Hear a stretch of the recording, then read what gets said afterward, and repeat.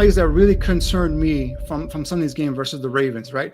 First one here, this is in the first quarter, 16 seconds left in the first quarter. We see here there's a rollout, and there's a pressure in his face right there, defender in his face, and he's got Colson running towards that sideline there. And if he throws him a catchable ball, Colson catches it, possibly even goes up, gets a first down, but also goes and possibly even scores. So again, I understand that the defender came free in his face, and this is what we've seen Caleb do things like this where he's got defenders in his face, but he still is able to either elude them or still make a nice contested throw, an accurate throw. And as you see here, if he does this here on this particular play, that could possibly be a touchdown here for Colson Loveland. But instead, he just kind of panics, post snap, sees that defender in his face, and the ball gets airmailed way away, out of the range for Colson to make a play on the football. And these are things that the inconsistencies that we've been seeing here the last couple of games, particularly with Caleb, is that throws that he has been making in terms of eluding pressure, making accurate throws, or even timing throws are just not there right now. Here with this very next play in the same series, 11 seconds left in the first quarter. Once again, we see Caleb drop back. With the ball, he's got a decent protection here, so there isn't a free runner coming at Caleb, right? He's got a good pocket, and he has room, and he sails the ball over his head. Now we look at the end zone angle. If you take a look, Rome has the guy beaten. He's got an edge on the defender, okay, with no one over to his right. Caleb just got to throw a nice catchable ball in terms of leading Rome away from the defender, hits him in stride. Again, that could potentially be a big gain or a touchdown. Now, the one thing we want to see here is I've been talking about in terms of timing and rhythm, right? Whether it's a 3-step, 5-step, 7-step drop, Caleb, once that back foot hits, that ball's got to come out. Here we see him bouncing a little bit, and we saw something also like last week as well, where just the timing and the rhythm is not there. That back foot is hitting, that ball is not coming out for whatever reason, whether it's they're mudding up the picture for him defensively, pre-snap, and then post-snap, he's trying to analyze, and everything's kind of flowing real quickly. But this is where Ben Johnson and the staff are giving him options here, or answers to the test, I should say. For whatever reason, the last couple games, Caleb just hasn't been in rhythm with his receivers, hitting them in stride, and potentially making big plays down the football field. On this one here, to me was one of the biggest egregious throws here for Caleb had. Obviously, it's the big one here in the fourth quarter. It's the interception. It's 9 minutes left in the fourth quarter. It's 2nd and 10 at the Bears' 4-yard line. Okay, it's only a one-score game, 16-13. All right, so Caleb, drops back here, and again, we talked about timing and rhythm. Back foot hits. The ball's still in his hands. He holds it and he holds it. And if we go back and we take a look at some of the slower version and also the end zone angle, you see Rome's open right there. Back foot hit, boom. That ball's got to come out. Rome is open. Instead, he holds onto it and waits. At that point, once he holds onto it for another split, second or so, it's too late now. Move on to your check down. And in that case, for me, it would have been a Manangai in the flats. Right there, circled. Rome right there. Back foot plants. That ball's got to come out. Rome is open. That's a first down. That's a big gainer. Once he lets that opportunity or that window close, it's over. You got to move on to your second guy. And for me, at that point would be Kyle Manangai. And again, 2nd and 4, check down to Manangai, wide open in the flat.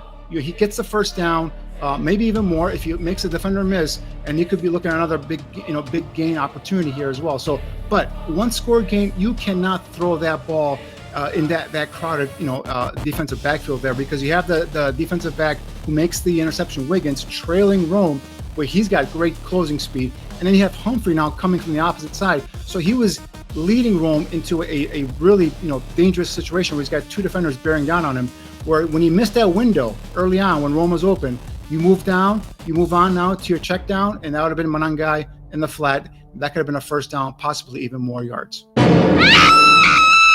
On this play here, the decision-making in terms of what to do in the pocket is a little bit better, but the game awareness is where I question, again, he's the quarterback. He's the captain of the offense. He's kind of like that point guard here. He's got to know these situations. And here, ball snap, he doesn't have anybody. Good decision. Wide open field, a lot of grass there. Takes off, a 22-yard gain, but he slides in bounds. He had DJ blocking for him on the sideline. Step out of bounds, because what that does now is that causes you to use a timeout. Now, this is the situation at the end of the first half. Obviously, you maintain that that timeout. If you get out of bounds, okay, you already have the first down. It's already a huge gain. You maintain that timeout, and then you could utilize that to maybe get some more yards, and then get maybe Cairo Santos a better opportunity at a field goal, not in a what they call in a hurricane hurry-up situation, and a 58-yard field goal at the end of the half that cost them points as he missed it. So if he gets the timeout, goes out of bounds, save the timeout, they could have maybe had another 1 or 2 plays, maybe get closer, with that timeout in your pocket, get Cairo a better opportunity, and you go into half feeling better about yourself, only down by 1 point. And then this one here, these are the things that makes Caleb so tantalizing as a prospect. The wow plays, the special plays. We just covered a couple of plays here where he's late and he doesn't make the throw on rhythm. But this play here, this is the 2nd and 10. This is the big play here to DJ Moore. First of all, again, pressure in his face. Does a good job of eluding pressure, right? And then somehow he sees DJ Moore, heaves it up, takes a huge hit, okay, throws and hits DJ in stride. DJ makes a great one-handed catch. But again, going back to game awareness, and this is where to me it's DJ I'm a little disappointed in. This is that towards the end of the game, you step out of bounds there, DJ. You have no timeouts, right? So what happens there? He doesn't step out of bounds. He gets tackled. Now, I understand he was trying to score, but at that point, you saw the angle of the safety. Just step out of bounds. Play it safe. You have no timeouts. At that point, you waste about 10 to 15 seconds then trying to, get everybody back at the line of scrimmage for the next play and conserve time. Because remember, you're down 2 scores here. A quick score here, onside kick. Would they have recovered it? Who knows? But you at least give yourself a chance to go out there and recover onside kick, and maybe if something happens, go back down and maybe tie the game, or if you get the ball back and score again. So that's the awareness here for me with DJ not stepping out really is disappointing. But just kind of show you, Caleb has these type of special play abilities there. Again, not sure how he saw DJ, but he made a great throw under pressure, takes a big hit, and DJ makes a big play. It's stuff like that you see that the greatness, that potential, I should say, that Caleb has. But then the game awareness with the previous play before the half, not getting out of bounds, sliding in bounds, wasting a timeout. Here in this case, making a great throw, but DJ not stepping out of bounds and preserving some of that time there at the end of the game situation. So these are the plays that really just terrified me and scared me on Sunday. Some good, a lot of bad. But hopefully that the Bears can recoup and go to Cincinnati and clean up some of the mistakes and come out on top there.